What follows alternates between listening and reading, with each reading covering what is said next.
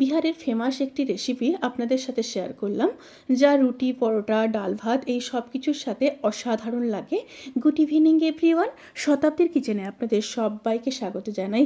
আজকের রেসিপি সরষে রসুনওয়ালা আলু কা ভুজিয়া। তাহলে চলুন শুরু করা যাক আজকের এই সহজ এবং সুস্বাদু রেসিপি। এই রেসিপির জন্য বিহারে কিন্তু লাল আলু ব্যবহার করা হয়। আমাদের এখানে যেহেতু লাল আলু নেই, তাই সাদা আলু দিয়েই রেসিপিটি করলাম। আলুগুলোকে এইভাবে কেটে নিয়েছি। একটু মোটা মোটা করে আলুগুলোকে কেটে নিতে হবে এবং আলুগুলোর অবশ্যই খোসা থাকবে। এবার একটা মশলা রেডি করে নেব।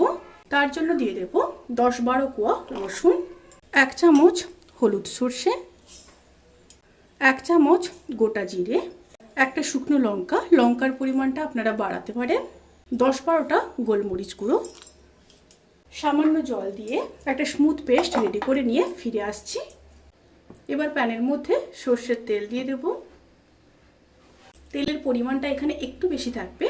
তেল গরম হয়ে গেলে দিয়ে দেব একটা শুকনো লঙ্কা, 1/2 চামচ গোটা জিরে, একটু নেড়ে নেব। তেল থেকে যখন সুন্দর একটা স্মেল বেরোতে শুরু করবে, সেই সময় দিয়ে দেব কেটে রাখা আলু। এখানে আলু আছে 250 গ্রাম। আলু দিয়ে খুব ভালোভাবে মিশিয়ে নেব। আলুর মধ্যে দিয়ে দেবো পরিমাণ মতো লবণ, 1 চামচ হলুদ গুঁড়ো দিয়ে আবারও খুব ভালোভাবে মিশিয়ে নেব। খুব ভালোভাবে মিশিয়ে নেওয়ার পরে আলুগুলোকে প্রায় 80% সেদ্ধ করে নেব। মাঝখানে মাঝখানে কিন্তু 2-4 বার অতি অবশ্যই নেড়ে নিতে হবে। আলুগুলো 80% যখন ভাজা হয়ে যাবে, তখন পেস্ট করে রাখা মশলা দিয়ে দেব। মশলাগুলো দেওয়ার পরে আবারও আলুর সাথে মশলাগুলোকে খুব ভালোভাবে মিশিয়ে নেব। মিশিয়ে নিয়ে মিডিয়াম টু লো স্টিমে আরও 2 থেকে 3 মিনিট রান্না করে নেব।